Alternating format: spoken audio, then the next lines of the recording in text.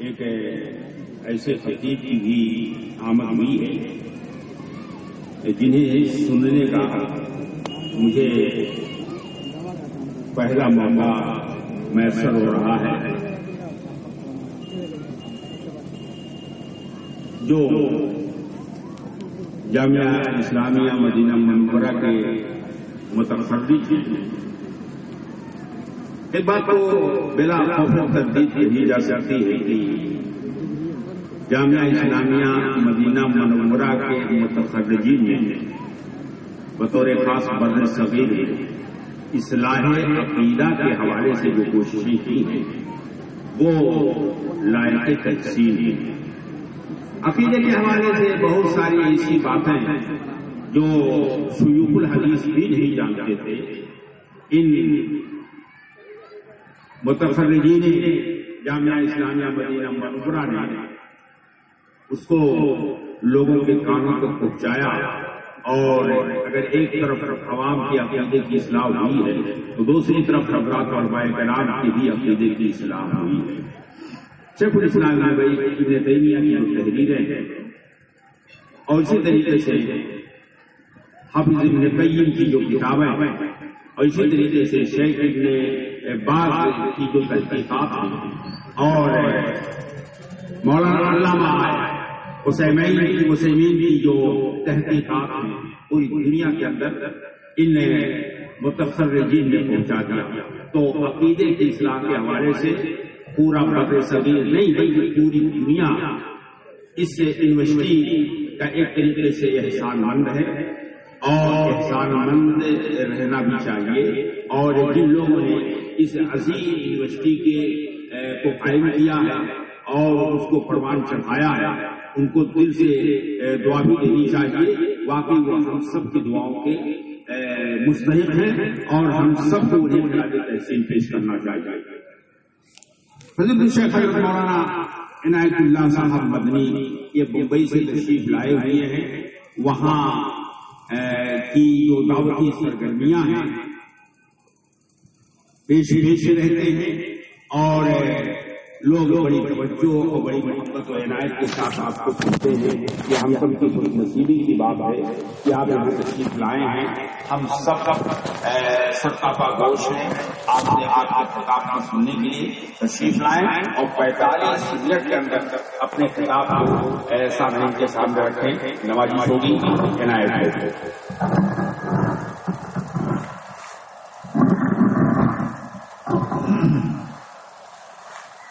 السلام علیکم ورحمۃ اللہ وبرکاتہ۔ ان الحمد لله نحمده ونستعينه ونستغفره ونعوذ بالله من شرور انفسنا وسيئات اعمالنا، من يهده الله فلا مضل له ومن يضلل فلا هادي له، واشهد ان لا اله الا الله وحده لا شريك له، واشهد ان محمدا عبده ورسوله. اما بعد فان خير الحديث كتاب الله، وخير الهدي هدي محمد صلى الله عليه وسلم، وشر الأمور محدثاتها، وكل محدثة بدعة، وكل بدعة ضلالة، وكل ضلالة في النار. أعوذ بالله من الشيطان الرجيم. بسم الله الرحمن الرحيم. يا أيها الذين آمنوا قوا أنفسكم وأهليكم نارا وقودها الناس والحجارة عليها ملائكة غلاظ شداد لا يعصون الله ما أمرهم ويفعلون ما يؤمرون. وقال عز من قائل وقل رب ارحمهما كما ربياني صغيرا. وقال النبي صلى الله عليه وسلم كلكم راع وكلكم مسؤول عن رعيته. وقال النبي صلى الله عليه وسلم ما من عبد يسترعيه الله رعية يموت يوم يموت وهو غاش لرعيته إلا حرم الله عليه الجنة، إلى آخر الحديث كما رواه الإمام مسلم رحمه الله. آج کی اس عظیم الشان کانفرنس میں جو اصلاح معاشرہ کے نام سے معنون ہے اور اسے مدرسہ ضیاء العلوم بنکائی کے ذمہ داران نے منعقد کیا ہے، آج کی اس کانفرنس میں قابل احترام صدر حضرات، ہمارے معزز محترم اساتذہ کرام اور اس کانفرنس کے قابل احترام خطباء، مقررین، خصوصیت کے ساتھ قابل احترام بزرگوں، نوجوان دوستوں، قابل احترام ماؤں اور بہنوں، عزیز بچوں، کچھ باتیں جو آپ کے سامنے اس کانفرنس میں اور اس پہلی ملاقات میں آپ کے سامنے عرض کرنی ہے، رکھنی ہے، وہ جیسا کہ ہمیں بعض ذمہ داروں نے بتایا، تربیت اولاد کے سلسلے میں بچوں کی تربیت کے حوالے سے ماں باپ کی ذمہ داریاں کیا ہیں اور تربیت کی اصلاح کی کس قدر موجودہ وقت میں ضرورت ہے، اور نئی نسل، یہ بچے، ہماری اولاد کس قدر برائی، بے حیائی اور ارتداد کی طرف جا رہی ہے، اسے ہمیں محسوس کرنے کی ضرورت ہے۔ اس حوالے سے میں کچھ باتیں اللہ کے کلام کی آیتوں کی روشنی میں، نبی کریم محمد رسول اللہ صلی اللہ علیہ وسلم کے فرمان کی روشنی میں اور امت کے سلف صالحین کی سیرت اور ان کی زندگیوں کی روشنی میں مختصر وقت میں رکھنے کی کوشش کروں گا۔ دعا کرتا ہوں کہ اللہ عز و جل ہمیں اور آپ کو تربیت اولاد کے حوالے سے اللہ کے کلام کی ان باتوں کو، نبی کریم صلی اللہ علیہ وسلم کی ان حدیث کو سننے کی توفیق عطا فرمائے، اور اللہ عز و جل ہمیں اس کی روشنی میں اس حوالے سے اپنی ذمہ داری نبھانے کی اور فکر مندی کی توفیق عطا فرمائے، آمین رب العالمین۔ میرے بھائیو، تربیت کسے کہتے ہیں؟ تربیت اصل میں نام ہے پرورش کرنے کا، پالنے کا، پوسنے کا، جس کے ذریعے سے جسمانی اصلاح ہو جائے، روحانی اصلاح ہو جائے، بچوں کے ایمان کی اصلاح ہو جائے، ان کے عقیدے کی اصلاح ہو جائے، ان کے اخلاق سدھر جائیں، ان کا سلوک اچھا ہو جائے، ان کا رہن سہن اچھا ہو جائے، اور نتیجے کے طور پر وہ ایک صالح انسان بن جائیں، ایک مکمل انسان کی شکل میں سماج اور سوسائٹی کے سامنے ابھرے، اور ان کے ذریعے سے پوری سماج کی اصلاح کا کام ہو سکے، اس کا سامان ہو سکے۔ میرے بھائیو، یہ تربیت کا بہت ہی مختصر طور پر اور خلاصے کا معنی ہے۔ اولاد کی تربیت ہمیں کرنی چاہیے۔ قرآن کریم کی آیات کو ہم دیکھیں، نبی کریم صلی اللہ علیہ وسلم کی حدیث کو ہم دیکھیں تو متعدد نصوص، کتاب و سنت کے دلائل ہمارے سامنے ہیں، جسے پتہ چلتا ہے کہ اولاد کی تربیت نہایت ضروری ہے۔ میرے بھائیو، ہم سب جو آج تربیت کرنے والے ہیں، یعنی آج ہم سرپرست بچوں کے باپ ہیں، بچوں کی مائیں ہیں، مجلس کے اندر بیٹھی ہیں، بچوں کے دادا ہیں، نانا ہیں، بچوں کے نانیاں ہیں، ان کی دادیاں ہیں، اور دیگر بڑے چھوٹے ذمہ داران ہیں۔ یہ سب بھی بچے ہیں، کیونکہ اپنے باپوں کی اولاد ہیں، اپنی ماؤں کی اولاد ہیں، اور یہ جو نظام ہے اللہ تبارک و تعالیٰ کا کہ اولاد کی تربیت ہونی چاہیے، یہ تسلسل کے ساتھ آغاز سے لے کر اختتام تک چلنا چاہیے، تاکہ پورا سماج، پوری سوسائٹی اور دنیا کا جو یہ توالد کا، تناسل کا جو نظام چل رہا ہے، پورے طور پر اچھا رہے، ستھرا رہے، اور ایمان اور عقیدے، اخلاق، کردار، سلوک ہر اعتبار سے بہت ہی زیادہ ممتاز اور نمایاں بن سکے گی۔ تربیت اولاد کے سلسلے میں جو 2-3 آیتیں میں نے آپ کے سامنے پڑھی ہیں، اور نبی کریم صلی اللہ علیہ وسلم کی چند حدیث کی بھی ہیں، جن میں سے میں نے ایک حدیث آپ کے سامنے پڑھی ہے۔ آئیے ذرا ان آیات کو، حدیث کو سمجھ لیں، اور اس کے بعد دیکھیں کہ تربیت اولاد کے سلسلے میں ہماری کیا ذمہ داریاں ہیں، اور اگر ہم تربیت بچوں کی کرنا چاہتے ہیں تو تربیت کیوں نہیں ہو پا رہی، اصلاح کا کام کوئی کیوں نہیں ہو پا رہا، آج ہماری نسلوں کا کیا حال، ہمارے بچوں کا کیا حال ہے، ہمارے بچوں کے ایمان کی جہالت، ان کے عبادات کا کیا حال ہے، ان کے اخلاق و کردار کیا کیا صورتحال ہے، ان کا رہن سہن کیسا ہے، ان کا حلیہ کیسا ہے، ان کا وضع قطع کیسا ہے، ان کی بول چال کیسی ہے، ان کا بڑوں کے ساتھ رویہ اور ان کا سلوک کیسا ہے۔ ہر زندگی کے ہر پہلو پر اگر ہم اپنے بچوں کی حالت پر غور کریں اور دیکھیں، سوچیں تو واقعی ہمیں افسوس کرنا پڑے گا، ہمیں ندامت اٹھانی پڑے گی، اور ہمیں ہر پہلو پر مایوسی کا سامنا کرنا پڑے گا۔ میں بہت زیادہ حالات پر تبصرہ کرنے کے بجائے میں چاہتا ہوں کہ آئیے اللہ کے کلام کی چند آیتیں اور نبی محترم صلی اللہ علیہ وسلم کی چند حدیثیں ہم سب پڑھ لیں اور ذرا تازہ کر لیں، اپنے ذہنوں میں اسے نئے سرے سے پھر تازہ کریں اور اسے زندہ کریں، اور اللہ سے دعا کریں کہ اللہ تبارک و تعالیٰ ہمیں اپنے کلام کی آیتوں کی روشنی میں اور محمد رسول اللہ صلی اللہ علیہ وسلم کے ان فرامین کی روشنی میں اپنے بچوں کی تربیت کی توفیق عطا فرمائے۔ اللہ تعالیٰ ہمیں اپنے بچوں کی تربیت کرنے کوشش کرنے کی توفیق عطا فرمائے۔ قرآن کریم کی ایک آیت میں نے پڑھی ہے، اور تربیت کے باب میں، تربیت کے ٹاپک پر جب بات کی جاتی ہے، اس عنوان پر کوئی بھی خطیب گفتگو کرتا ہے تو اس آیت کریمہ کی ضرور تلاوت کرتا ہے۔ آیت کریمہ کیا ہے؟ اللہ تبارک و تعالیٰ فرماتا ہے، یا ایھا الذین آمنوا قوا انفسکم واہلیکم نارا وقودها الناس والحجارہ علیہا ملائکۃ غلاظ شداد لا یعصون اللہ ما امرهم ویفعلون ما یؤمرون۔ اللہ تبارک و تعالیٰ فرماتا ہے اے ایمان والو انفسکم اپنے آپ کو بچاؤ واہلیکم اور اپنے بال بچوں کو بچاؤ نارا جہنم کی آگ سے. اے ایمان والو اپنے آپ کو بھی جہنم کی آگ سے بچاؤ, اپنے بال بچوں کو بھی جہنم کی آگ سے بچاؤ. کس جہنم سے بچاؤ؟ وقودها الناس والحجارہ, وہ جہنم اتنی خطرناک ہے اس میں جو جلاون ڈالا جائے گا, اس کا جو ایندھن ہوگا جس کے ذریعے سے وہ جہنم کی آگ بڑھائی جائے گی, وہ ایندھن انسان کی شکل میں ہوگی. بنی آدم اللہ تبارک و تعالیٰ نے جو آدم علیہ السلام سے یہ پوری نسل پیدا فرمائی ہے, یہی انسانوں کی جسم, انہی کے ڈھانچے, انہی کی ہڈیاں, انہی کے گوشت پوشت جہنم کی آگ میں جلائے جائیں گے. یعنی گویا یہ انسان اپنے گناہوں کی وجہ سے, اپنی بدعملی کی وجہ سے, اپنی بدعقیدگی کی وجہ سے, اپنی بدکرداری کی وجہ سے جہنم رسید ہو جائیں گے اور پھر جہنم اسی سے جلائی جائے گی, پتھر ڈالے جائیں گے جہنم کے ایندھن کی شکل میں. علماء نے کہا کہ اس سے مراد بت ہیں, مورتیاں ہیں جنہیں مشرکین اور کفار پوجتے ہیں اللہ تبارک و تعالیٰ کے سوا. خلاصہ کلام یہ ہے اللہ تبارک و تعالیٰ فرماتا ہے جہنم جو اس قدر سنگین ہے, اس قدر خطرناک ہے کہ اس کا ایندھن انسان کے جسم ہوں گے, پتھر ہوں گے. ایسی خطرناک آگ سے اے مسلمانوں, اے ایمان والوں اپنے آپ کو بھی بچاؤ, اپنے بال بچوں کو بھی بچاؤ.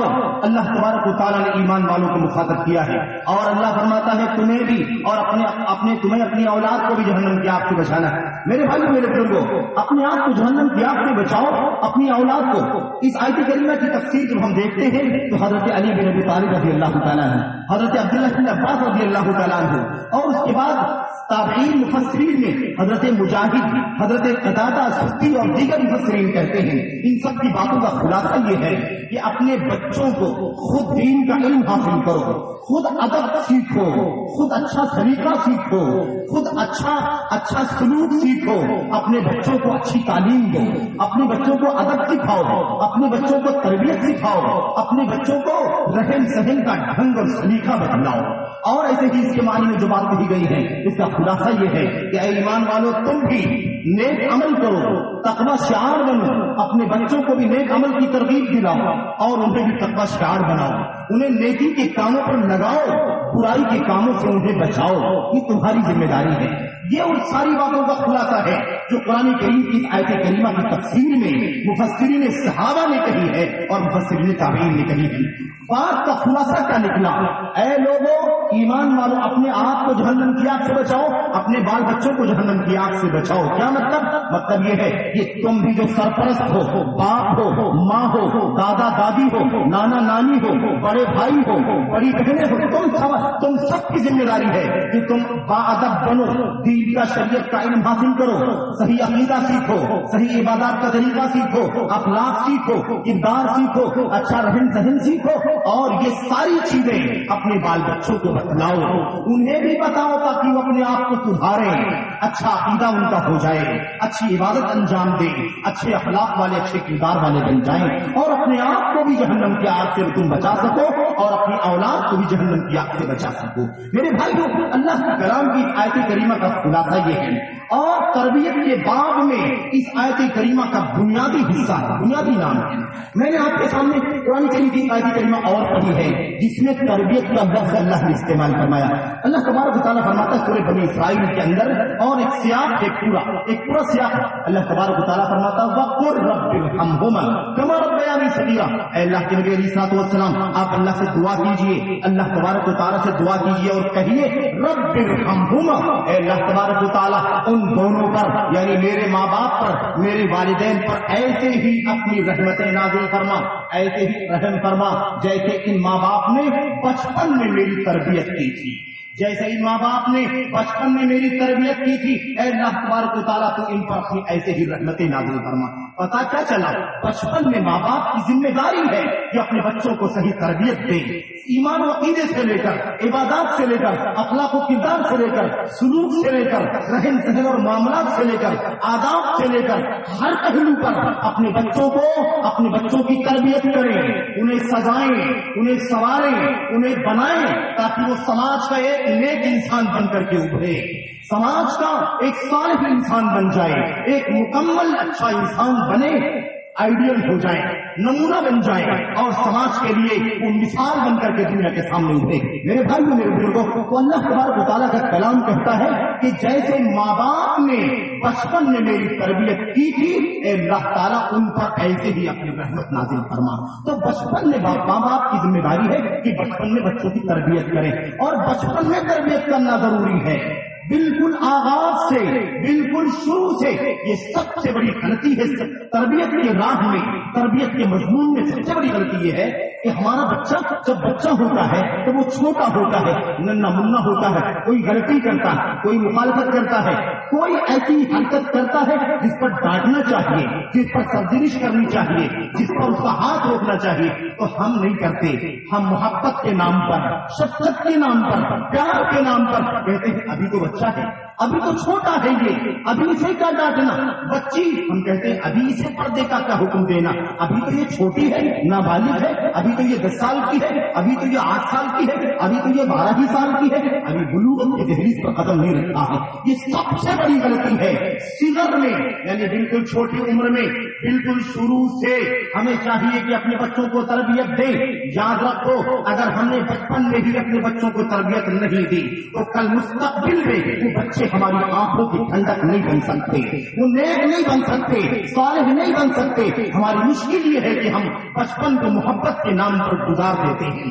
جو اصل وقت ہوتا ہے تربیت کا، آپ ہم یہ کھیتی باڑی کا علاقہ ہے، تیہاں کا یہ جلسہ ہے، میرے بھائیوں پودا جب ملائم ہوتا ہے، پودا جب آغاز میں ہوتا ہے تو نرم ہوتا ہے، اسے جس طرف ہم جھکانا چاہے وہ جھک سکتا ہے، جس طرف موڑنا چاہے وہ مڑ سکتا ہے، لیکن جب وہ پودا بڑا ہو جاتا ہے، وہ سخت ہو جاتا ہے تو دونوں چیزیں مشکل ہو جاتی ہیں۔ ایک تو اسے ہم جس طرف جھکانا چاہیں گے، جس طرف مائل کرنا چاہیں گے وہ مائل نہیں ہوگا، دوسری چیز اگر ہم زبردستی مائل کرنا چاہیں گے تو وہ ٹوٹ جائے گا اور ہمارے مقصد سے باہر نکل جائے گا۔ میرے بھائی میرے بزرگوں، اللہ کے کلام کی آیتوں کو ہم دیکھیں، نبی کریم صلی اللہ علیہ وسلم کے حدیثوں کو ہم دیکھیں تو اللہ تبارک و تعالیٰ نے بھی، نبی کریم صلی اللہ علیہ وسلم نے بھی امت کو تربیت کی ذمہ داری دی ہے، اور اس ذمہ داری میں سب سے پہلے بچوں کی والدین ہیں، ان کے ماں باپ ہیں۔ قرآن کریم کی میں آپ کے سامنے ایک دو آیتوں کی طرف اختصار کے ساتھ اشارہ کرنا چاہتا ہوں تاکہ بات وقت میں ختم ہو جائے۔ اللہ تبارک و تعالیٰ نے اللہ کے نبی اللہ تبارک و تعالیٰ نے قرآن کریم میں فرمایا، آپ یاد کریں سورہ کہف میں جو 3 واقعات پیش آئے ہیں حضرت خضر علیہ السلام اور موسیٰ علیہ السلام کے درمیان لمبی گفتگو کی گئی ہے۔ اس ضمن میں اللہ تبارک و تعالیٰ نے حضرت خضر علیہ السلام کی گفتگو کو نقل کرتے ہوئے فرمایا، وَأَمَّا الْجِدَارُ فَكَانَ لِغُلَامَيْنِ يَتِيمَيْنِ فِي الْمَدِينَةِ وَكَانَ تَحْتَهُ كَنزٌ لَهُمَا وَكَانَ أَبُوهُمَا صَالِحًا۔ اللہ تبارک و تعالیٰ فرماتا ہے 2 یتیم بچوں کی زمین، دیوار 2 یتیم بچوں کی زمین تھی، دیوار اللہ تبارک و تعالیٰ فرماتا ہے ان کے باپ کے بارے میں، وَكَانَ أَبُوهُمَا صَالِحًا، ان دونوں یتیم بچوں کا جو باپ تھا وہ نیک تھا۔ یہاں باپ کے بارے میں اللہ نے کیا فرمایا؟ ان دونوں بچوں کا جو باپ تھا وہ نیک تھا۔ وَكَانَ أَبُوهُمَا صَالِحًا، اس بات کو ذکر کرنے کی کیوں ضرورت پڑی کہ ان دونوں یتیم بچوں کا جو باپ تھا وہ نیک تھا، صالح تھا؟ باپ کی بات ہو گئی۔ حضرت مریم علیہ السلام کے واقعے میں آپ یاد کریں، اللہ تبارک و تعالیٰ نے ان لوگوں کا باپ کی بات نقل فرمائی ہے۔ حضرت مریم علیہ السلام آپ جانتے ہیں کہ بغیر شوہر کے اللہ تبارک و تعالیٰ نے ان کے بطن سے حضرت عیسیٰ ابن مریم علیہ السلام کو پیدا فرمایا۔ اللہ تعالیٰ نے کن کہا، ہو جا، اللہ کے حکم سے حضرت عیسیٰ علیہ السلام کی پیدائش ہو گئی۔ بہرحال آپ جانتے ہیں جب یہ پیدائش عیسیٰ علیہ السلام کی ہوئی، بغیر باپ کے یہودیوں نے، ظالموں نے تانا دینا شروع کر دیا۔ حضرت مریم علیہ السلام کو زانیہ کہا، نعوذ باللہ ان کو فاحشہ کہا، ان کو فاجرہ کہا، بد کردار بدچلن کہہ دیا۔ اللہ تبارک و تعالیٰ نے یہ نقشہ کھینچا ہے۔ کیا کہا ان لوگوں نے؟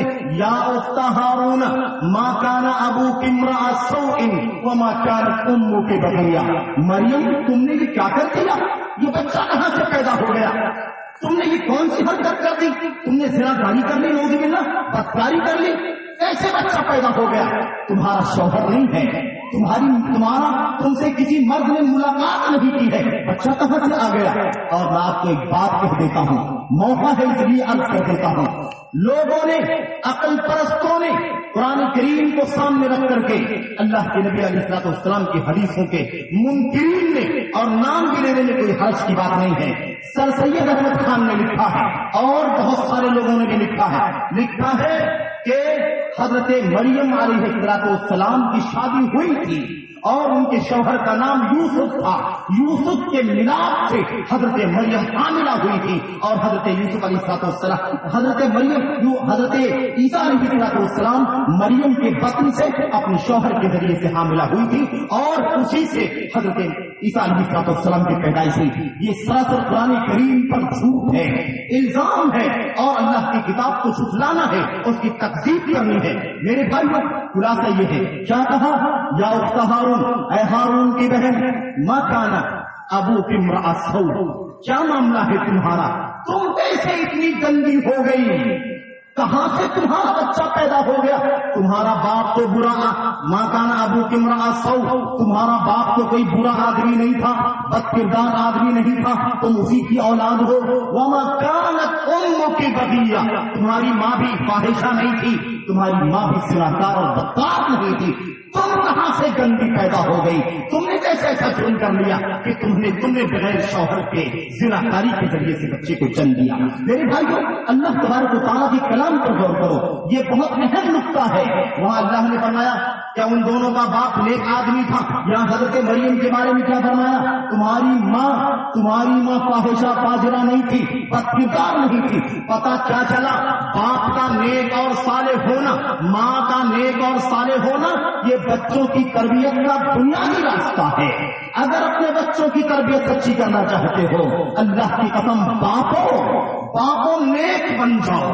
پہلے تمہیں نیک بننا ہوگا، پہلے تمہیں اپنے ایمان و عقیدے کی اصلاح کرنی ہوگی، پہلے تمہیں نمازوں کا پابند اپنے آپ کو بنانا پڑے گا۔ پہلے تم نمازوں کی پابندی کرو، پہلے تم سچ بولنے کا عادی بنو، پہلے تم جھوٹ سے اپنے آپ کو بچاؤ، پہلے تم خیانت سے اپنے آپ کو بچاؤ، پہلے تم اپنی داڑیاں موڑنے سے اپنے آپ کو روکو، تب جا کر کے تمہارے بچے داڑھی موڑنے سے بچیں گے۔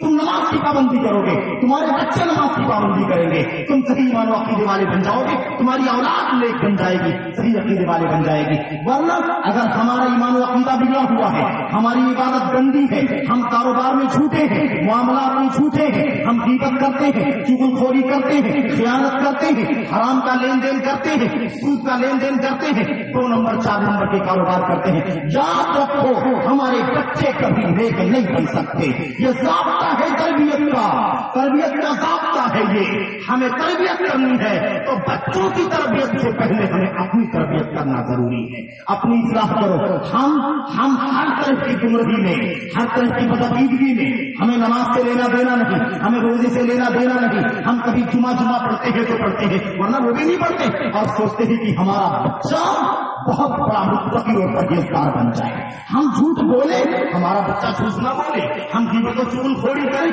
ہمارا بچہ غیبت و چغل خوری نہ کرے۔ ہم 2 نمبر کی کمائی کریں، ہمارا بچہ 1 نمبر کا کاروباری بنے۔ یاد رکھو، کوئی کرامت ہو سکتی ہے اللہ تبارک و تعالیٰ کی طرف سے، کوئی خصوصی اللہ کی طرف سے فضل ہو سکتا ہے، لیکن تربیت کا ضابطہ یہ کہتا ہے کہ تربیت کرنے والے کو پہلے خود تربیت یافتہ ہونا ضروری ہے، مربی کو پہلے مربع ہونا چاہیے، تربیت یافتہ ہونا ضروری ہے۔ پہلے ہم اصلاح کریں گے اپنی، تب جا کر کے اصلاح ہوگی۔ یاد رکھو، اس کے بغیر اصلاح نہیں ہو سکتی۔ اسی لیے اللہ نے فرمایا ان کا باپ نیک آدمی تھا، یعنی باپ کا نیک ہونا قرآن کریم میں خاص طور پر ذکر کیا گیا۔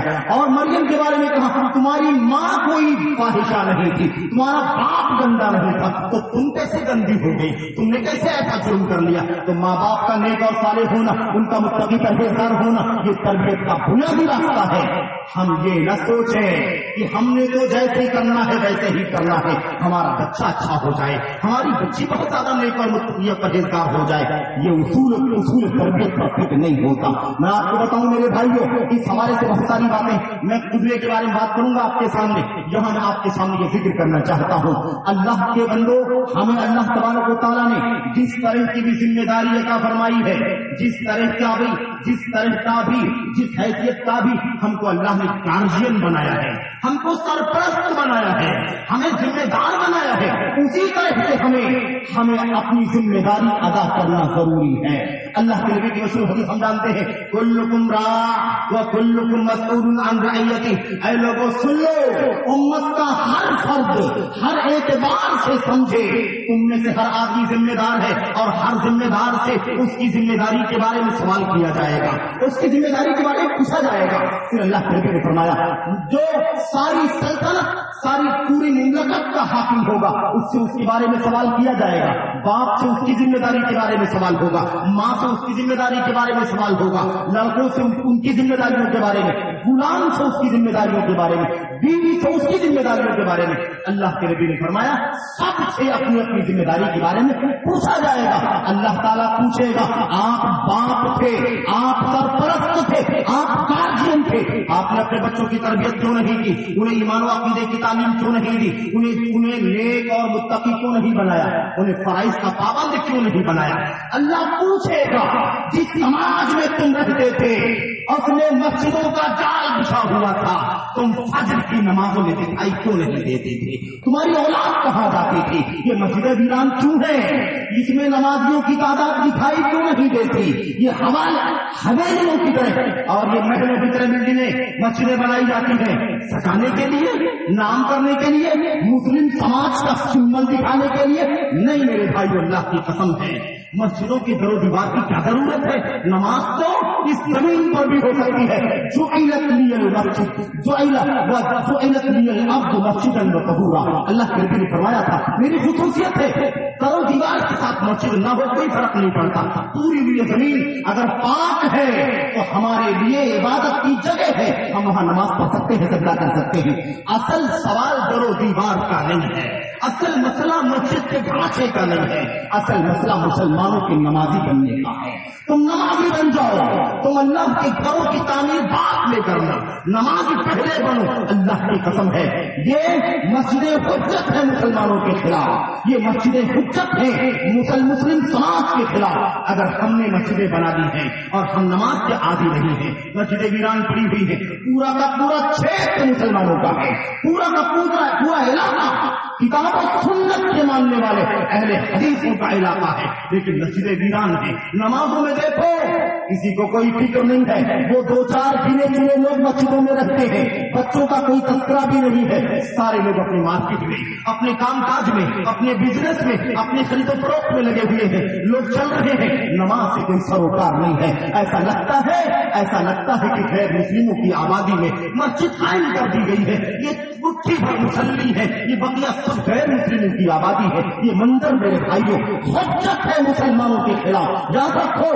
اگر ہم نے اپنے بچوں کی تربیت نہیں کی تو مستقبل میں یہ امید نہیں رکھنا کہ یہ بچے نمازی بن جائیں گے. پہلے ہمیں نمازی بننا ضروری ہے. اللہ کے نبی صلی اللہ علیہ وسلم نے کیا فرمایا, ذمہ داری کو سمجھو. اللہ کے نبی نے فرمایا ما من عبد یسترعیہ اللہ رعیۃ یموت یوم یموت وہو غاش لرعیتہ الا حرم اللہ علیہ الجنہ. اللہ تبارک و تعالیٰ نے, اور سے سنو, اللہ کے نبی نے فرمایا جس بندے کو بھی اللہ تبارک و تعالیٰ نے کوئی بھی ذمہ داری عطا کی ہے, جس کو بھی اللہ نے جو بھی ذمہ داری دی ہے, جس رعایا کا بھی اسے ذمہ دار بنایا ہے, اگر وہ اپنی ذمہ داری کی کو نہ نبھائے اور خیانت کرے, اس میں کوتاہی کرے, ذمہ داری نہ سمجھے اور اس میں بے توجہی برتے گا اور بے توجہی برتتے اسی حالت میں اس کی موت ہو جائے گی, الا حرم اللہ علیہ الجنہ, ایسے شخص پر اللہ تبارک و تعالیٰ جنت کو حرام کر دے گا. میرے بھائیوں میرے بزرگوں, کوئی یہ نہ سمجھے یہ مسلم حکمرانوں کی بات ہو رہی ہے, یہ مملکت اسلامیہ کے بادشاہ کی بات ہو رہی ہے. نہیں میرے بھائیوں, ما من عبد یسترعیہ اللہ رعیہ, جس بندے کو بھی اللہ نے ذمہ داری دی ہے. آپ باپ ہیں, آپ ذمہ دار ہیں, آپ کے تحت آپ کے بیٹے ہیں, آپ کی بیٹیاں ہیں, آپ کی بیوی ہے, آپ کے غلام ہیں, آپ کے اور بھی اعزاء اور رشتے دار ہیں, آپ ان کے سرپرست ہیں, ان کے گارجین ہیں, ان کے کے بڑے ہیں، آپ کی ذمہ داری ہے کہ ان سب کی تربیت کریں، ان سب کو ایمان و عقیدے کے راستے پر لگائیں، ان سب کو عبادات پر لگائیں، فرائض و واجبات کی پابندی پر لگائیں، ان کی اخلاقی تربیت کریں، ان کی ایمانی تربیت کریں، انہیں اچھا ادب اور سلیقہ سکھائیں۔ یہ آپ کی ذمہ داری ہے۔ اگر آپ نے اس میں سستی سے کام لیا، کوتاہی سے کام لیا، تو اللہ کے نبی کی زبان میں اسے غش کہا جاتا ہے، اسے خیانت کا نام دیا گیا ہے، کیونکہ ہم نے ذمہ داری کو نہیں نبھایا، ہم نے کوتاہی سے کام لیا، سستی سے کام لیا، اسی کو غش اور خیانت کہا جاتا ہے۔ اللہ کے نبی نے فرمایا اسی حالت میں اگر اس کی موت ہو جائے گی الا حرم اللہ علیہ الجنہ، تو ایسے شخص پر اللہ نے جنت حرام کر دی ہے۔ میرے بھائی میرے بزرگوں، یہ حدیث نبی کریم صلی اللہ علیہ وسلم کی یاد رکھو بہت مدعے کی ہے اور ہمیں اپنی ذمہ داری کا احساس دلاتی ہے۔ بچوں کی تربیت کرنا ضروری ہے۔ بہرحال آئیے ذرا بات کریں بچوں کی تربیت کے حوالے سے نبی کریم صلی اللہ علیہ وسلم کی بہت ساری باتیں موجود ہیں، بہت ساری باتیں موجود ہیں۔ میں دو چار نمونے تربیت کی آپ کے سامنے رکھنا چاہتا ہوں کہ دیکھو نبی کریم صلی اللہ علیہ وسلم کس طریقے سے اپنے صحابہ کی اور چھوٹے صحابہ جو صغار صحابہ تھے ان کی تربیت آپ کیسے کیا کرتے تھے۔ ایمان کی مثالیں، عبادات کی تربیت کی مثالیں، اخلاق و کردار کی تربیت کی مثالیں، آداب کی تربیت کی مثالیں کیسے نبی کریم صلی اللہ علیہ وسلم نے ہم کو آپ کو عطا فرمائی ہے۔ یہ نمونہ سمجھنے کی ضرورت ہے۔ اور ہم نے شروع میں کہا تھا ہم جب تک آئیڈیل نہیں بنیں گے، جب تک ہم قدوہ نہیں بنیں گے، جب تک ہم نمونہ نہیں بنیں گے، تب تک اپنے بچوں کی تربیت نہیں کر سکیں گے۔ ہمیں چاہیے کہ پہلے ہم اچھا آئیڈیل بن کر کے دکھائیں۔ یہ چھوٹے چھوٹے بچے ہمارے گھروں میں رہتے ہیں، اپنے باپ کو دیکھتے ہیں، ابا کیا کرتے ہیں، اپنی ماں کو دیکھتے ہیں، ماں اماں کیا کرتی ہیں، آپا کیا کرتی ہیں، بڑے بھیا کیا کرتے ہیں۔ جو بڑے والے کرتے ہیں وہی چھوٹے والے بچے کریں گے۔ ایسا نہیں ہو سکتا کہ آپ بڑے والے کچھ بھی کریں اور چھوٹے والے نیک بن جائیں، یہ نہیں ہو سکتا میرے بھائی، یہ ممکن نہیں ہے۔ آج کیا ہوتا ہے ہم سوئے رہتے ہیں، سوتے ہیں، فجر کی نماز چھوڑ کے ہم سوتے ہیں، 8 بجے تک 9 بجے تک ہم سوتے رہتے ہیں اور بچے کو ڈانٹتے ہیں، نماز پڑھنے گیا کہ نہیں گیا، بیٹی کو مائیں ڈانٹتی ہے وہ تم نے نماز پڑھی کہ نہیں پڑھی۔ میرے بھائیوں ڈانٹنے کی ضرورت نہیں ہے، پہلے نمازی بن کر کے دکھا دو، یہ بچے آپ کے پیچھے نمازی بن جائیں گے۔ آئیڈیل ہونا چاہیے، اس لیے یہ اصول اور ضابطہ ہونا چاہیے۔ کسی شاعر نے کہا تھا، کسی عربی شاعر نے کہا تھا اذا كان رب البيت بالدف ضاربا، اذا كان رب البيت بالدف ضاربا فشيمة اهل البيت كلهم الرقص۔ اگر گھر کا مالک ہی دف بجا رہا ہوگا، گھر کا مالک یعنی ابا جان، گھر کی مالکن اماں جان اگر یہی ڈھولک بجا رہی ہوں گی تو گھر کے اور لوگ کیا کریں گے؟ ناچنے کے سوا ان کا اور کون سا کام ہوگا؟ ہم ڈھولک بجائیں گے تو ہمارے ماتحت ناچنا شروع کر دیں گے۔ اس لیے ہماری ذمہ داری ہے کہ ہم اپنے بچوں کی تربیت کرنا چاہتے ہیں تو اپنے آپ کو آئیڈیل بنا کر کے دکھائیں، سیمپل بنائیں، ایگزامپل بنائیں، مثال بن جائیں۔ اور اللہ کی قسم ہے آپ اس بات کا اعتراف کیے بغیر نہیں رہ سکتے کہ جیسا آپ کرتے ہیں آپ کا بچہ بھی ویسے ہی کرتا ہے، جیسے ہماری مائیں کرتی ہیں ان کے بچے بھی، ان کی بچہ بھی ویسے ہی کرتی ہے۔ یہ طریقہ ہے میرے بھائیوں۔ اسی لیے بچہ ہمارے طور طریقے کو سمجھے نہ سمجھے، ہماری باتوں کو سمجھے نہ سمجھے، ہماری تنبیہ کو، ہماری نصیحت کو سمجھے نہ سمجھے، اس کی کوئی گارنٹی نہیں ہے، لیکن جو کچھ ہمیں کرتے ہوئے دیکھے گا، جو کچھ ہمیں کرتے ہوئے دیکھے گا اسے دیکھ کر کے وہ ضرور کرے گا، جیسا ہم کریں گے ویسے ہی کرے گا میرے بھائی۔ اس لیے قدوہ، اسوہ، آئیڈیل، ایگزامپل، سیمپل بنانے کی ضرورت ہے۔ اس کے بغیر تربیت کا کام مشکل نہیں، ناممکن کی حد تک ہے میرے بھائی۔ آئیے ذرا دیکھتے ہیں نبی محترم صلی اللہ علیہ وسلم نے کس طریقے سے اپنے صحابہ کی تربیت فرمائی، اپنے چھوٹوں کی تربیت فرمائی، صغار صحابہ چھوٹے چھوٹے بچوں کی تربیت فرمائی، صحابیات نے کیسے تربیت کی اپنے بچوں کی، صحابہ نے کیسے تربیت کی اپنے بچوں کی۔ میں مثالیں پیش کرنا چاہتا ہوں، اشارہ کرنا چاہتا ہوں، یہ باتیں سے معروف ہے، کوئی میں نئی بات آپ کے سامنے پیش نہیں کروں گا۔ نبی محترم صلی اللہ علیہ وسلم کے بارے میں ہم اچھی طرح سے جانتے ہیں کہ چچا عباس رضی اللہ تعالیٰ عنہ کے وہ ننھے منھے صحابی جنہیں ہم عبداللہ ابن عباس کے نام سے جانتے ہیں، عبداللہ ابن عباس رضی اللہ تعالیٰ عنہ چھوٹے صحابی تھے، ننھے منھے تھے، بچے تھے۔ نبی کریم صلی اللہ علیہ وسلم نے ان کو اپنے ساتھ میں بٹھا لیا، اپنی سواری پر، اپنے خچر یا اپنے گدھے کی سواری پر پیچھے بٹھایا اور اس کے بعد نصیحت کرنے لگے۔ کیا کہا؟ یا غلام انی اعلمک کلمات احفظ اللہ یحفظک، احفظ اللہ تجدہ تجاہک۔ اللہ اکبر۔ اذا سألت فاسأل الله واذا استعنت فاستعن بالله واعلم ان الامة لو اجتمعت على ان ينفعوك بشيء لم ينفعوك الا بشيء قد كتبه الله لك واعلم ان الامة لو اجتمعت على ان يضروك بشيء لم يضروك الا بشيء قد كتبه الله عليك الى اخر الحديث۔ اللہ کے نبی نے فرمایا اے بچے، اے ننھے منھے ابن عباس، اے بچے نصیحت کر کے سمجھو۔ اعلمک کلمات، بیٹے دیکھو میں تمہیں کچھ بہت اہم باتیں سکھانا چاہتا ہوں، بہت اچھی باتیں، اہم باتیں تمہیں بتانا چاہتا ہوں۔ چند باتیں ہیں جو تمہیں سکھانا چاہتا ہوں، اچھے سے ذرا غور سے ان باتوں کو سنو۔ اللہ کے نبی کا فرمایا احفظ اللہ یحفظک، اللہ کو یاد کرو اللہ تم کو یاد کرے گا، اللہ کو یاد رکھو اللہ تمہیں یاد رکھے گا، اللہ کی حفاظت کرو اللہ تمہاری حفاظت کرے گا، اللہ کو یاد کرو یاد رکھو اللہ کو اپنے سامنے پاؤ گے۔ اور کیا سمجھایا؟ عقیدہ، بچپن سے عقیدہ سکھایا جا رہا ہے، بچپن سے توحید باری کی تعلیم دی جا رہی ہے، عقیدے توحید کی تربیت کی جا رہی ہے۔ اور ننھے منھے ابن عباس کے سینے میں جو بہت ہی ملائم ہے، جو دل بہت ہی نرم ہے، بہت ہی سازگار ہے، بہت ہی مناسب ماحول، اللہ کے نبی علیہ السلام اس نرم ملائم دل کے اندر ایمان بٹھا رہے ہیں، توحید کا سبق سکھا رہے ہیں۔ نبی کریم صلی اللہ علیہ وسلم کی زبان آپ نے فرمایا جب تمہیں مانگنا ہو، کسی سے سوال کرنا ہو تو اللہ ہی سے سوال کیا کرو، جب تمہیں مانگنا ہو تو اللہ ہی سے مانگو، جب تمہیں مدد مانگنے کی ضرورت پیش آئے تو اللہ سے مدد مانگو، وہی تمہارا سچا مددگار ہے۔ عقیدہ سکھایا جا رہا ہے، ایمان کی تلقین کی جا رہی ہے، عقیدہ ٹوٹ ٹوٹ کے ابن عباس کے دل میں بٹھایا جا رہا ہے۔ یہ عقیدے کی تربیت کا ایک بہت ہی عظیم شان نمونہ۔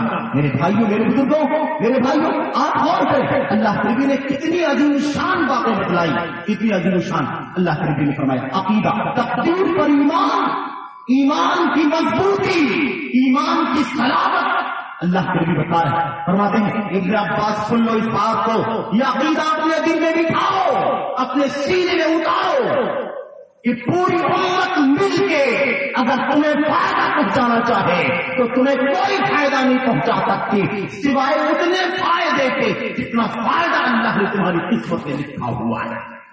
سب مل کے تمہیں کوئی ایکسٹرا اضافی کوئی فائدہ تمہیں نہیں پہنچا سکتے، اتنا ہی فائدہ تمہیں ملے گا، اتنا ہی نفع تمہیں حاصل ہوگا جتنا اللہ نے تمہارے مقدر میں لکھا ہے، تمہاری قسمت میں لکھا ہے، اس سے زیادہ سب مل کے تمہیں فائدہ نہیں پہنچا سکتے۔ اور یہ بھی یاد رکھو ساری امت مل کر کے اگر آپ کو تکلیف پہنچانا چاہے، آپ کو مارنا چاہے، آپ کو ستانا چاہے، آپ کو اذیت دینا چاہے، کسی بھی طریقے سے آپ کو نقصان پہنچانا چاہے، اللہ کے نبی نے فرمایا ہرگز یہ آپ کو کوئی نقصان نہیں پہنچا سکتے سوائے اتنے نقصان کے، اتنا ہی نقصان تمہیں پہنچے گا جتنا اللہ نے تمہارے نصیب میں تم پر لکھا ہوا ہے۔ اسی پر قلم ٹوٹ چکا، قلم اٹھا لیا گیا، صحیفے ٹوٹ گئے۔ میرے بھائیوں اللہ کے نبی علیہ السلام نے فرمایا تقدیر کا عقیدہ سمجھایا، تقدیر اللہ کے نبی نے فرمایا وَاعْلَمْ أَنَّ مَا أَصَابَكَ لَمْ يَكُنْ لِيُخْطِئَكَ وَمَا أَخْطَأَكَ لَمْ يَكُنْ لِيُصِيبَكَ۔ ابن عباس اس عقیدے کو اپنے دل میں بٹھاؤ، ابھی سے سمجھو جو تکلیف تم کو پہنچی ہے اسے کوئی روک نہیں سکتا تھا، وہ تکلیف تم پر آ کے رہنی تھی، اور جو تکلیف تم پر نہیں آئی وہ تمہیں نہیں آنی تھی، سب مل کے بھی چاہتے تو تکلیف تم پر نہیں آتی۔ یہ عقیدہ ایمان عقیدے کی تربیت دی جا رہی ہے۔ ابن عباس کے چھوٹے سے بچے، غلام 9 سال تک کا بچہ، 9 سال کا 8 سال کا بچہ سکھایا جا رہا ہے۔ آج 8 سال کا بچہ، ہمارے یہاں 9 سال کا بچہ، اور جاؤ میں بالغوں کی بات کرتا ہوں، جوانوں کی بات کرتا ہوں، انہیں عقیدے کے ٹھوس مسائل کا بھی پتہ نہیں ہے، ایمان کی موٹی موٹی باتوں کا بھی پتہ نہیں ہے، جوان ہو چکا ہے لیکن ایمان کا پتہ نہیں، جوان ہو چکا ہے نماز کی فرائض کا پتہ نہیں ہے، جوان ہو چکا ہے دین کی بنیادی باتوں کا پتہ نہیں۔ میرے بھائیو، یہ افسوس کی بات ہے کہ نہیں ہے، یہ المناک بات ہے کہ نہیں ہے، یہ رونے کی بات ہے کہ نہیں ہے؟ ہمارا بچہ جوان ہو چکا ہے، دنیا جانتا ہے، کاروبار جانتا ہے، ہر طرح کی ٹرک جانتا ہے، لیکن اسے پتہ نہیں ہے کہ ایمان کا پتہ نہیں ہے، پتہ نہیں ہے تو فرائض کا پتہ نہیں ہے، نماز کا پتہ نہیں ہے، اور جو دین کی موٹی باتیں ہیں اس کا اسے پتہ نہیں۔ تربیت ہم نے نہیں دی ہے، ہم نے سب سکھایا۔ اس کا کپڑا اچھا ہونا چاہیے، ہم نے فکر کیا، اس کا رہن سہن اچھا ہونا چاہیے، ہم نے فکر کیا، اس کو بائک ملنی چاہیے، ہم نے فکر کیا۔ آج کل کا ترقی یافتہ دور ہے، اسے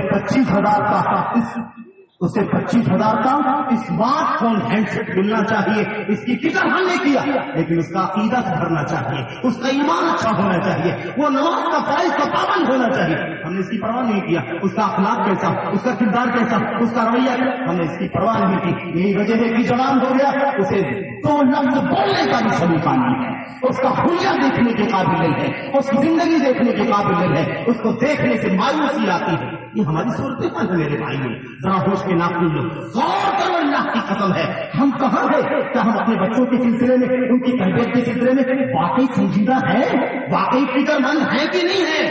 ہماری ذمہ داری کیا ہم اسے سمجھنے کے لیے تیار ہے کہ نہیں؟ خیر، یہ تو عقیدے کی مثال ہوگی۔ عبادت کا مسئلہ آپ دیکھیے، اللہ کے نبی کی مشہور حدیث، اللہ کے نبی نے فرمایا، اللہ اکبر، اللہ کے نبی نے فرمایا، مروا اولادکم بالصلاۃ، اللہ اکبر۔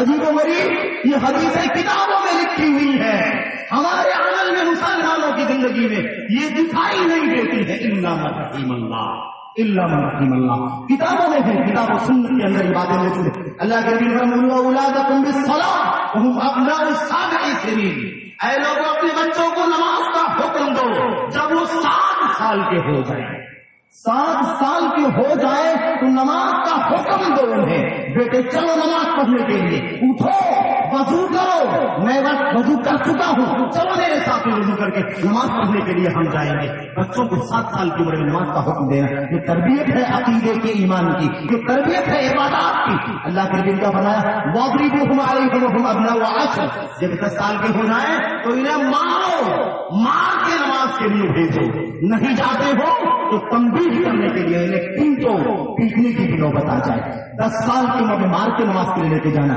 آپ دیکھتے ہیں میرے بھائی، شریعت میں بالغ ہونے کی عمر 15 سال کی ہے۔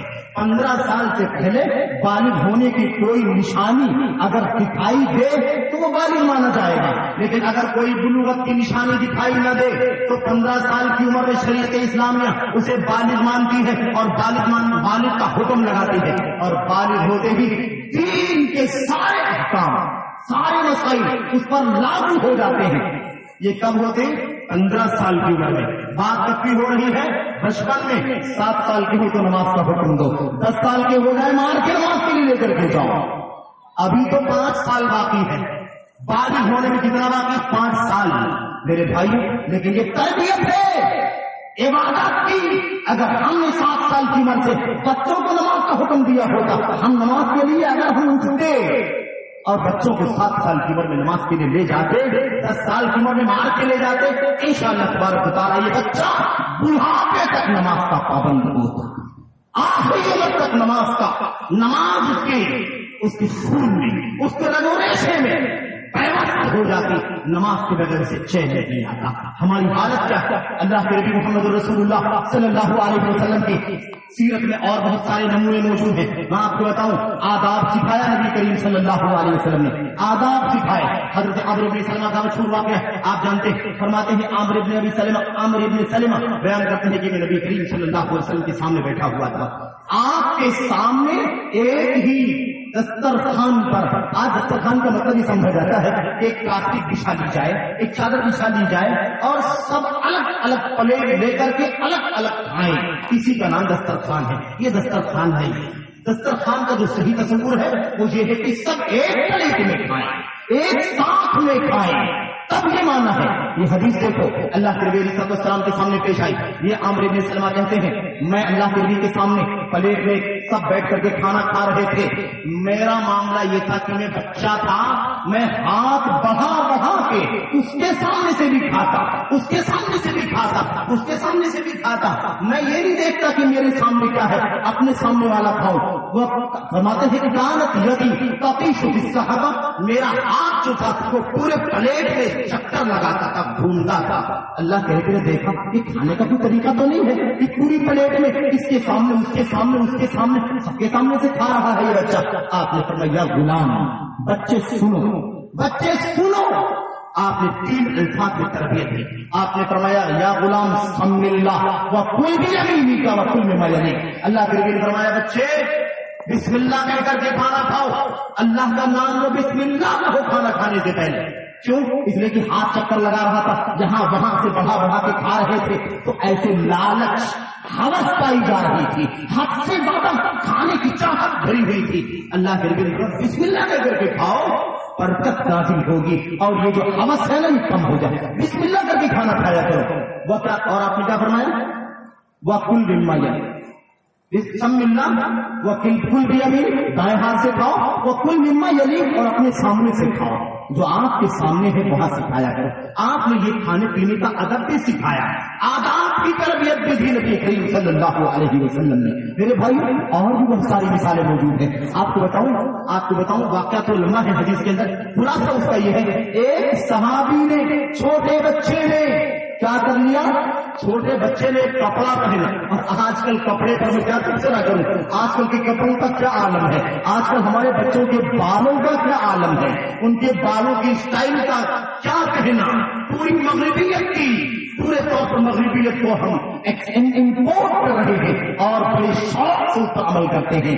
وہاں کا پہناوا ہمیں بہت جمتا ہے، وہاں کا لباس بہت جمتا ہے، وہاں کی اسٹائل بہت جمتی ہے، وہاں کا بال بھی بہت اچھا لگتا ہے. امریکہ، یورپ، آسٹریلیا، وہ یہودیوں، فاسقوں، فاجروں اور اللہ کے دین اور اس کی کتاب کے دشمنوں کا طریقہ، جن کے بارے میں بہت ساری تعلیمات امت کو دی گئی. میرے بھائی کیا کرتے ہیں ہمارے بچے اس کے پیچھے بھاگتے، ہماری بہنیں بھاگتی ہیں، پوری طرح مغرب کی نقالی کرنا چاہتی. یہ طریقہ چلتا ہے. اللہ کے نبی علیہ السلام نے ایک بچی کو دیکھا کہ انہوں نے معسکر ایک رنگین کپڑا پہن لیا، رنگین کپڑا، زعفران لگا ہوا، ورس لگا ہوا، ایک رنگین قسم کا کپڑا پہن لیا، ایک عجیب و غریب قسم کا رنگ لگا ہوا کپڑا پہن لیا. اللہ کے نبی علیہ السلام کے سامنے آئے، آپ نے اسے دیکھا تو آپ نے دیکھ کر کے حیرانی ظاہر کی اور آپ نے فرمایا یہ کون سا کپڑا ہے، یہ کون سا کپڑا تم نے پہن رکھا ہے. صحابی بچے تھے، اب مطلب گھبرا گئے. اللہ کے نبی علیہ السلام کا سوال سن کر کے اللہ کے نبی نے کیا فرمایا،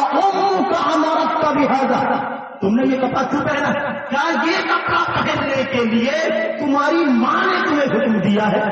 بتائیے ذرا کہ ماں کا کردار بڑا عظیم ہونا چاہیے. ماں پر بات جائے گی، بچہ غلط ہوگا، باپ کی ذمہ داری، ماں کی ذمہ داری.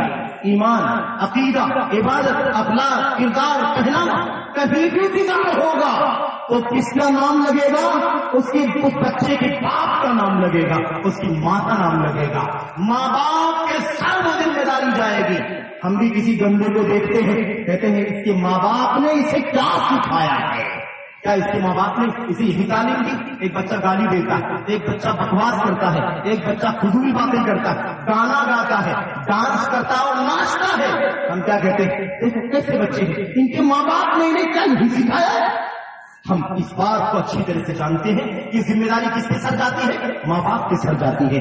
اس لیے میرے بھائیوں بچوں کی تربیت کے سلسلے میں سب سے بڑی ذمہ داری یہ ہے کہ ہم بچوں کے بارے میں اپنی ذمہ داری کو سمجھیں اور اپنے آپ کو آئیڈیل بنائیں، قدوہ بنائیں، اسوہ بنائیں. اس کے بغیر ہم کوئی مسئلہ حل نہیں کر سکتے. ایک بات اور عرض کر دوں، حضرت انس بن مالک رضی اللہ تعالیٰ عنہ کو ہم جانتے ہیں. انس بن مالک جنہوں نے نبی کریم صلی اللہ علیہ وسلم کی 10 سال تک خدمت فرمائی ہے، 10 سال تک اللہ کے نبی کی خدمت کی. حضرت انس بن مالک رضی اللہ، اور آپ جانتے ہیں انس بن مالک کیا کہتے ہیں، انس بن مالک کیا کہتے ہیں، وہ کہتے ہیں اللہ کی قسم خطبت النبی صلی اللہ علیہ وسلم 10 سنین، میں نے 10 سال تک محمد رسول اللہ صلی اللہ علیہ وسلم کی خدمت کا شرف حاصل کیا ہے. لیکن اس پورے 10 سال میں اللہ کے نبی نے مجھے کبھی یہ نہیں کہا کہ تم نے انس یہ کام کیوں نہیں کیا، اور کبھی آپ نے مجھے یہ نہیں کہا کہ تم نے یہ کام ایسے کیوں کیا. آپ نے کبھی نہیں کہا. ایسی تربیت رہی ہوگی, ایسا بچہ رہا ہوگا, اللہ کے نبی کی خدمت میں لگا ہوا ہے, اور کبھی کوئی ایسی نوبت نہیں آئی کہ اللہ کے نبی علیہ السلام ٹوکیں کہ تم نے ایسا کیوں کیا, یہ کا طریقہ غلط ہے, یہ تم کیسی حرکت کرتے ہو. اللہ اکبر. دونوں پہلو موجود ہے. ایک تو ان کے اچھی تربیت کی نشانی ہے, دوسرے نبی کریم صلی اللہ علیہ وسلم کے حسن اخلاق کا عظیم الشان نمونہ ہے, رحمت و شفقت کی مثال. میرے بھائیو, میرے بزرگوں, انس بن مالک رضی اللہ تعالیٰ عنہ, آپ جانتے ہیں ان کی والدہ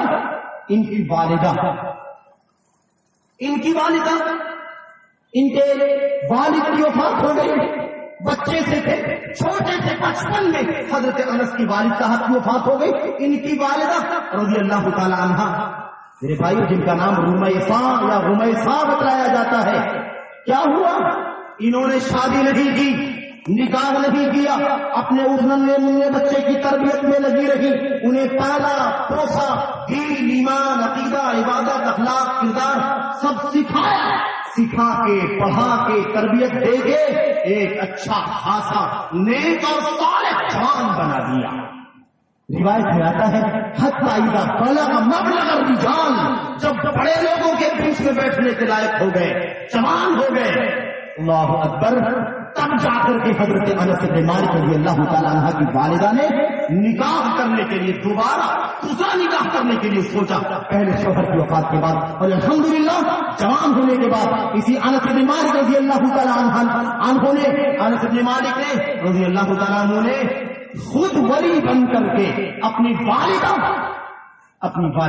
حضرت رمیثہ رضی اللہ تعالیٰ عنہ کا حضرت ابو طلحہ کے ساتھ نکاح کروایا.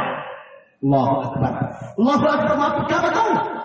اور انس بن مالک دعا کرتے تھے اللہ تبارک و تعالیٰ سے, اپنی ماں کی تربیت پر ان کا احسان مانتے ہوئے, شکریہ ادا کرتے ہوئے کہتے تھے رحم اللہ امی, میری ماں پر اللہ رحم فرمائے, اس میری ماں نے مجھے تربیت دیا, مجھے سکھایا, مجھے پڑھایا, مجھے ایک کامل انسان بنا کر کے سماج میں کھڑا کیا. اللہ اکبر. دعا کیا کرتے تھے. میرے بھائی, یہی حضرت انس ہیں, حضرت رمیثہ یا رمیثہ, جنت نبی کریم صلی اللہ علیہ وسلم معراج میں تشریف لے گئے تھے. آپ نے جنت میں اپنے سامنے چپل جوتے کے چلنے کی آواز جو نکلتی ہے, وہ آواز آپ نے سنی, خشبہ, چپل جوتے کی جو چلنے کی آواز ہوتی ہے نا, چٹ چٹ چٹ چٹ کی, وہ آواز سنی. رسول کریم صلی اللہ علیہ وسلم کو محسوس ہوا کوئی چل رہا ہے. حضرت جبریل امین علیہ السلام سے پوچھا کہ کس کی آواز آ رہی ہے, یہ کس کی آواز آ رہی ہے؟ حضرت جبریل امین علیہ السلام نے کہا, اے اللہ کے نبی, ہذہ رمیثہ او ہذہ رمیثہ, یہ رمیثہ کی آواز آ رہی ہے, انس بن مالک کی اماں کی آواز ہے, جو جنت میں چلنے کی آواز آپ سن رہے ہیں. اللہ اکبر, کیسی تربیت تھی. اور جب انس بن مالک کی والدہ کو ابو طلحہ نے کفر کی حالت میں پیغام نکاح بھیج دیا. اور میں یہ بات اس لیے کرنا چاہتا ہوں, گرچہ یہ بات بچپن کی نہیں ہے, یہ جوانی کے بعد کی بات ہے, لیکن اپنی ماؤں کے سامنے اپنی بہنوں کے لیے ایک اسوہ پیش کرنا چاہتا ہوں. تربیت ہی کا نتیجہ ہے, یہ تربیت ہی کا نتیجہ ہے. جو تربیت بچپن میں ہوتی ہے, اس کے نقوش, اس کے نشانات جوانی میں دکھائی دیتے ہیں, بڑھاپے میں جھلکتے ہیں. میرے بھائیوں, کیا ہوا؟ انس بن مالک کی والدہ کو ابو طلحہ کا پیغام نکاح آ گیا, اور کہا انہوں نے, میں آپ سے نکاح کرنا چاہتا ہوں. ابو طلحہ کفر کی حالت میں تھے, حضرت انس بن مالک کی والدہ نے اللہ اکبر کیا کہا, تم بہت اچھے انسان ہو, اونچے خاندان کے ہو, ذہین ہو, اور بڑے اونچے معیار کے آدمی ہو. یا ابا طلحہ ما مثلک یرد, ابو طلحہ تمہارا مقام یہ ہے کہ تم جیسے کہ پیغام کو رد نہیں کیا جاتا ہے. تم نے پیغام بھیجا کہ نکاح کا, تم جیسے کہ پیغام کو ٹھکرایا نہیں جاتا ہے, نہیں ٹھکرانا چاہیے. لیکن ایک مشکل ہے میرے اور تمہارے بیچ میں. اس مشکل کی وجہ سے میرا تمہارا نکاح نہیں ہو سکتا. کیا کہا؟ انت رجل مشرک وانا امرأة مسلمہ, ابو طلحہ میں ایک مسلمان خاندان ہوں، خاندان کی ہوں، ایک مسلمان لڑکی ہوں، مسلمان عورت ہوں، اور تم ایک مشرک اور غیر مسلمان آدمی ہو. یاد رکھو تم کتنے بھی اونچے کیوں نہ ہو، میرا نکاح تم سے نہیں ہو سکتا ہے کیونکہ میں مسلمان ہوں، تم کافر ہو. آج ہمارا سماج دیکھو، ہماری بیٹیوں کی حالت دیکھو، ہماری بچیوں کی حالت دیکھو، ہماری بچیاں غیروں کے ساتھ، اللہ اکبر، نہ جانے کیسے کیسے تعلقات، نہ جانے فرینڈ چلتے، دوستانے چلتے، معاشرہ چلتا ہے میرے بھائیوں. اور سوشل میڈیا نے رہی صحیح کسر سب پوری کر دی ہے میرے بھائیوں. اخبارات کی رپورٹ ہم جانتے ہیں، مسلمانوں کی لڑکیاں یہی نہیں کہ بغیر شرعی نکاح کے غیر اجنبی لڑکوں کے ساتھ جا رہی ہیں، کورٹ سے نکاح کر رہی ہیں. یہی نہیں بلکہ میرے بھائیوں حد ہو گئی مسلم سماج کی پستی کی. مسلم لڑکیاں غیر مسلموں کے ساتھ، کافروں، فاسقوں، فاجروں، یہودیوں، کرسچنوں کے ساتھ بھی اپنا رشتہ نبھا رہی ہے، بھاگ رہی ہے. کورٹ سے شادی ہو رہی ہے اور سب ہو گئی. اللہ کی قسم تربیت کا فقدان ہے، تربیت کا خلل ہے کہ ہمارے سماج کی بیٹی، مسلم گھرانے کی بیٹی، مسلم ماں باپ کی بیٹی کی حالت ہو جائے، وہ ماں باپ کے بغاوت کر کے کافر کے ساتھ، مشرک کے ساتھ جا کر کے کورٹ سے نکاح کر لیتی ہے اور اسی سوسائٹی میں آ کر کے، اسی کمپلیکس میں آ کر کے پوری گریری کے ساتھ اور پوری ہمت کے ساتھ رہتی ہے اور گزر بسر کرتی ہے اور ماں باپ کو چیلنج کرتی ہے. اگر آپ نے خلل ڈالا اور ہمارے رشتے کو چیلنج کرنے کی کوشش کیا تو سب کو جیل کی سلاخوں کے پیچھے جانا پڑے گا. آج ہماری حالت یہ ہو گئی میرے بھائی. اس کا سبب کیا ہے؟ تربیت کا فقدان ہے. ہم نے اپنے بچوں کو نہیں سنبھالا، اپنی بیٹیوں کو نہیں سنبھالا. جب سنبھالنے کا ٹائم تھا تو ہم نے وقت کو ضائع کر دیا. آج ہم کافی افسوس بنتے ہیں، روتے ہیں. بچہ برا ہوتا ہے، بے نمازی ہوتا ہے، ماں باپ کو گالیاں دیتا ہے، ماں باپ کو اوٹ پٹانگ بولتا ہے. ماں باپ پریشان ہوتے ہیں، مولوی صاحب کے پاس آتے ہیں، امام صاحب کے پاس آتے، کہتے ہیں مولانا وہ بچہ بڑا برا ہو گیا ہے، وہ بیٹی بالکل ماننے کو تیار نہیں ہے. کیا کوئی دعا ہے؟ مولوی صاحب کوئی دعا لگا دیجیے جس دعا کے ذریعے سے میرے بچے کی اصلاح ہو جائے. میرے بھائیوں دعا نہیں کیا، آج دعا کرنے سے مسئلہ حل نہیں ہو جائے گا. صرف اور صرف تو دعاؤں سے ایسے مسئلہ حل کرو. اپنی ذمہ داری سمجھو، ساری ذمہ داری بچوں کے امام صاحب کے حوالے میں کر دیا کرو. دعا بتا دو. اور جو بیچارے بہت زیادہ اسمارٹ ہیں وہ کہتے ہیں کوئی تعویذ لکھ دو، کوئی ڈنڈا بتا دو اس کے گلے میں ڈال دو، کوئی جادو بتا دو جس کے ذریعے سے اس کی اصلاح. یہ ساری چیزیں یہ ہمارے سماج کا دکھ اور درد ہے میرے بھائی. ایک آخری بات کہتا ہوں معذرت کے ساتھ، شاید وقت زیادہ ہو گیا. ایک بات تربیت کی بات آئی. آج سوشل میڈیا کا دور ہے، سوشل میڈیا کا دور. میرے بھائی سب سے بڑی ذمہ داری ماں باپ کی ہے. اللہ واسطے اپنے ان چھوٹے بچوں کو، چھوٹی بچیوں کو، ان نونہالوں کو مارے محبت کے اس موبائل اس کے حوالے میں موبائل نہ دو. اللہ کی قسم ہے، ورنہ یہ موبائل دیکھنے کے لیے چھوٹا سا ڈیوائس اور دنیا کی ساری برائیاں ایک کلک پہ، ایک سیکنڈ میں اس کی آنکھوں کے سامنے آ جاتی. فحاشی، بے حیائی، بدکرداری، زناکاری، اسلام بازی، عبادت، شرک، ساری گندگی اس کی آنکھوں کے سامنے ایک سیکنڈ میں. اور انٹرنیٹ کا زمانہ ہے میرے بھائیوں، 2 روپے میں ہفتوں انسان انٹرنیٹ کا استعمال کرتا ہے. کس قدر ظالموں نے شر کو، کس قدر ظالموں نے مسائل کو پھیلا دیا ہے میرے بھائیوں.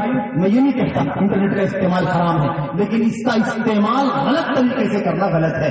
اس لیے ہمارے بچے ابھی اس لائق نہیں ہے کہ اس کا صحیح استعمال کر سکیں یا اس کے مقاصد کو سمجھیں، اس کی برائی کو سمجھیں، اس کی گندگی کو سمجھیں. اس لیے ہماری ذمہ داری بنتی ہے کہ اپنے بچوں کے ہاتھ میں موبائل نہ دیں. اگر ہم نے موبائل دیا بیٹے سے محبت کے نام پر، بیٹی سے محبت کے نام پر، بمبئی میں کاروبار ہے، ایسے کی ریل پیل ہے، کوئی مسئلہ نہیں ہے، لے جاؤ بیٹا 20,000 کا، لے جاؤ بیٹا بمبئی سے لایا، یہ بیٹی لو آپ کے لیے ہدیہ، یہ تحفے میں، یہ ایگزام کے رزلٹ میں، اور یہ عید میں، بقرعید میں. اللہ واسطے ایسی حرکت نہ کرو، ورنہ ہم ایک چھوٹے سے اس آلے کی وجہ سے ہم اسے تربیت نہیں کریں گے، اسے گندگی کے راستے پر لگا دیں گے. اور کوئی طاقت آج کے دور میں سوشل میڈیا راستہ ہے، موبائل ہمارے پاس ہے، ہم تنہائی میں ہیں، انٹرنیٹ چالو ہے، ہم کیا دیکھیں، کیا سنیں، کیا ہم اس میں کریں، دنیا کی کوئی طاقت نہیں جانتی ہے کہ ہم کیا کرتے ہیں۔ ہمارے اس کے بیچ میں ہے، ہم رات کی تنہائی میں کسی کونے میں چادر کے اندر، بستر کے اندر، باتھ روم کے اندر دور دراز نہیں بیٹھ کر کے ہم جو چاہے دیکھتے ہیں۔ ہمارے بچے 20 کا گروپ بنا کر کے، 5 کا گروپ بنا کر کے، 10 کا گروپ بنا کر کے سوشل میڈیا کے ذریعے سے اور موبائل کے ذریعے سے ساری برائیوں کو شیئر کرتے ہیں، ایک دوسرے کو بھیجتے ہیں، اس کو ریسیو کرتے ہیں، اور پورا سماج گندگی کی آگ میں جل رہا ہے۔ میرے بھائی تربیت کا حصہ ہے، مجھے ایک حدیث یاد آ گئی، بس اسی حدیث پر بات ختم کر دوں گا۔ اللہ کے نبی محمد رسول اللہ صلی اللہ علیہ وسلم حضرت ثوبان رضی اللہ تعالیٰ ثوبان اللہ کے نبی علیہ السلام کے مولا، آپ کے آزاد کردہ غلام روایت کرتے ہیں، نبی کریم صلی اللہ علیہ وسلم نے فرمایا لَأَعْلَمَنَّ، اور یہ سب کے لیے، یہ صرف بچوں کی تربیت کے لیے نہیں، لیکن ہر آدمی اس کا ذمہ دار ہے، کیونکہ ہر ایک کے اوپر اس کا ذمہ دار، ہر ایک کے اوپر اس کا سرپرست ہے۔ ہم اگر جوان ہیں، آج 40-42 سال کے ہیں، کہ آج ہمارے باپ ہیں، ہم اس کے باپ، ہم ان کی اولاد ہیں، تربیت کا معاملہ جاری رہتا ہے۔ آپ سنیں، اللہ کے نبی علیہ السلام نے فرمایا لَأَعْلَمَنَّ أَقْوَامًا مِّنْ أُمَّتِي يَأْتُونَ يَوْمَ الْقِيَامَةِ بِحَسَنَاتٍ كَأَمْثَالِ جِبَالِ تِهَامَ بَيْضَاء۔ اللہ کے نبی علیہ السلام نے فرمایا میں اچھی طرح سے اپنی امت کے کچھ لوگوں کو جانتا ہوں جو کل قیامت کے دن تہامہ کی پہاڑیوں کے برابر نیکیاں لے کر کے آئیں گے۔ میں اپنی امت کے کچھ لوگوں کو اچھی طرح سے جانتا ہوں جو کل قیامت کے دن تہامہ کی پہاڑیوں کے برابر نیکی لے کر کے آئیں گے۔ تہامہ کی پہاڑیاں تو یہاں ہے نہیں، تہامہ کی پہاڑیاں جو لوگ سعودی عرب وغیرہ میں رہے ہیں، یمن کے بارڈر پر جو جنوب کا جو علاقہ ہے سعودی عرب کا، وہاں سے پورا کالا کالا سیاہ پہاڑوں کا ایک سلسلہ ہے جس کو تہامہ کی پہاڑیاں کہا جاتا ہے۔ اللہ کے نبی نے اس کی مثال دی، فرمایا اتنی ساری نیکیاں لے کر کے آئیں گے کہ تہامہ کی پہاڑیوں کی طرح سے نیکیوں کا ڈھیر ہوگا، ایک انبار ہوگا۔ فَيَجْعَلُهَا اللَّهُ هَبَاءً مَنْثُورًا، اللہ تبارک و تعالیٰ ان تہامہ کی پہاڑیوں کے برابر جو نیکیاں لے کر کے آئیں گے، اللہ تبارک و تعالیٰ اسے اڑتا ہوا دھول کا ذرہ بنا دے گا۔ یہ ذرہ آپ دیکھ رہے ہیں نا، یہ روشنی جو ذرات دکھائی دیتے، اللہ کے لیے فرماتے ہیں اللہ تعالیٰ ان کی پہاڑوں جیسی نیکیوں کی کوئی قدر نہیں کرے گا، کوئی قدر نہیں کرے گا۔ اللہ اسے دھول کی طریقے سے، ذرات کی طرح سے بے بدن بنا کر کے اڑا دے گا۔ پہاڑوں کی جیسی نیکیاں، اور کوئی ثواب نہیں، کوئی فائدہ نہیں، کوئی اجر نہیں لکھا جائے گا۔ حضرت ثوبان گھبرائے،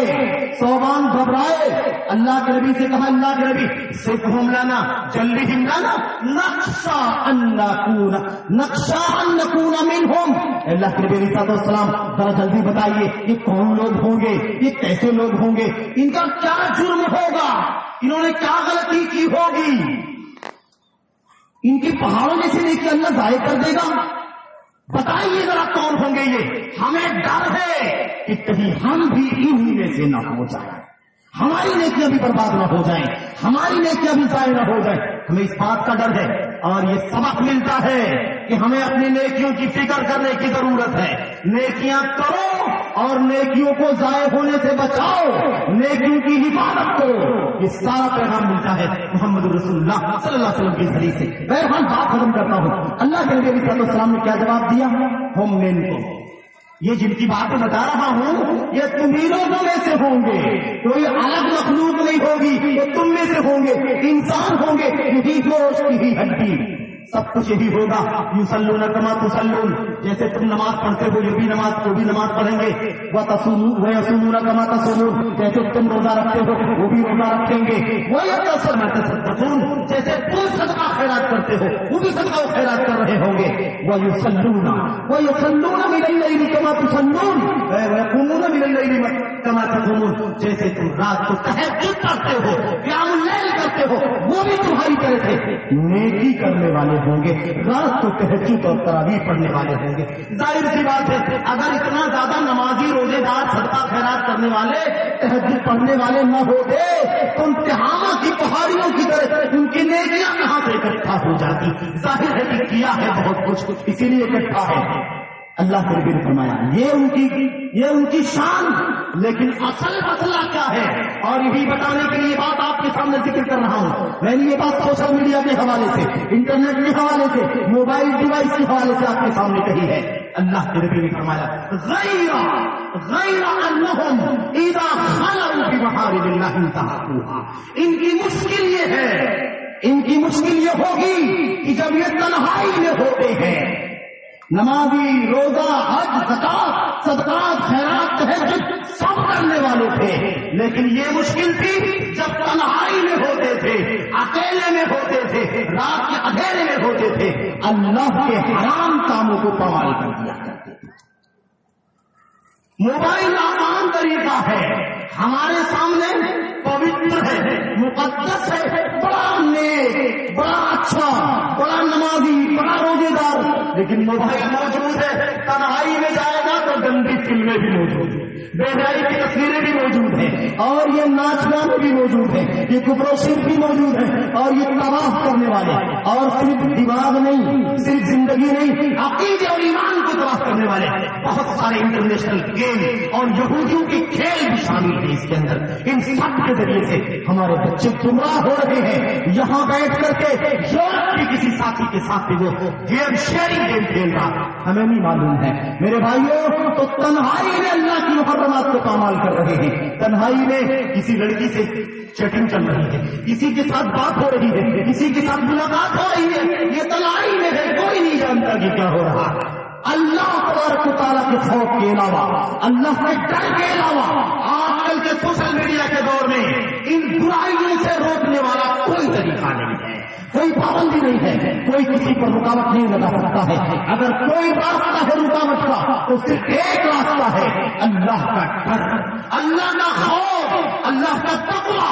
جو اللہ کے نبی نے فرمایا تھا، اتق اللہ حیثما کنت، اللہ سے ڈرو جہاں کہیں رہو، تنہائی میں ہو، بھیڑ بھاڑ میں ہو، رات کے اندھیرے میں ہو، دن کے اجالے میں ہو، خلوت میں ہو، جلوت میں ہو، ہر جگہ اللہ تبارک و تعالیٰ کا تقویٰ اختیار کرو، تب جا کر کے تم ہر شر سے، ہر فساد سے، ہر برائی سے اپنے آپ کو بچا سکتے ہو. میرے بھائیو، اللہ سے دعا کرتا ہوں، آپ سے معتبرہ التجا کرتا ہوں، اگر اس نئی نسل کی حفاظت کرنا آپ چاہتے ہیں، اللہ واسطے اپنی سرپرستی کو عمل میں لائیے.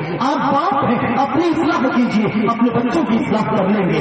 ماں ہے، اپنی اصلاح کرو، اپنی بیٹیوں کی اصلاح کر لو گی. اللہ کی قسم ہے، ہم نماز کی پابند نہیں کریں گے، ہمارا بچہ نمازی نہیں بن سکتا ہے. ہم جھوٹ بولیں گے، ہمارا بچہ سچا نہیں بن سکتا ہے. ہم خیانت کریں گے، چوری کریں گے، 2 نمبر کے کام کریں گے، ہمارا بچہ کبھی پوتر اور مقدس کاروبار اور بزنس نہیں کر سکتا ہے. میرے بھائیو، اللہ سے دعا کرتے ہیں کہ اللہ عز و جل ہم سب سرپرستوں کو، سارے گارجینس کو، سارے ذمہ داروں کو، ماں باپ کو، سب کو اللہ عز و جل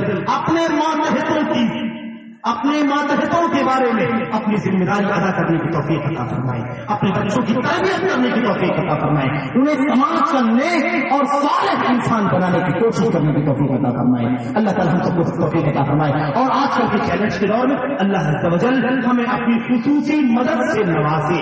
اللہ تعالیٰ ہمیں اپنی خاص نصرت سے ہمکنار فرمائے تاکہ ہم اس کی کامیابی کے ہمکنار ہو سکیں. اللہ سے دعا ہے کہ اللہ عز و جل ہم سب کو اپنی ذمہ داریاں نبھانے کی توفیق عطا فرمائے. اللہ عز و جل اپنے فضل و کرم سے امت کے اس جیل کو، اس نسل کو اے اللہ کو صالح بنا دے، انہیں نیک بنا دے، انہیں مسلمان اور اسلام اور مسلمانوں کے لیے خیر و برکت کا باعث ذریعہ بنا دے. اے اللہ تبارک و تعالیٰ ہم سب ذمہ داروں کو اپنی ذمہ داری ادا کرنے کی توفیق عطا فرما. آمین رب العالمین. صلی اللہ علیہ وسلم وبارک علی نبینا محمد وعلی آلہ وصحبہ اجمعین. السلام علیکم ورحمۃ اللہ.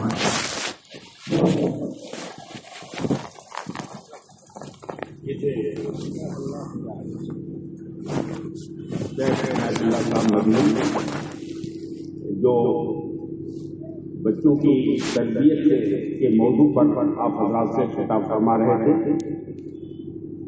قرآن مجید سے استشہاد، رسول کی احادیث سے استشہاد بہت ہی حساس موضوع ہے. آج کا یہ طریقے سے بڑی ٹاپک ہے. اور شیخ نسیم صاحب مدنی کا خطاب ہوا عقیدے آخرت پہ، اور شیخ عنایت اللہ صاحب کی جو عنایات فاضلہ کا میں بے حد مجبور ہوں کہ آپ نے ایک ایسے موضوع کا انتخاب کیا آج کے اس کانفرنس کے لیے جو انتہائی سلگتا ہوا موضوع ہے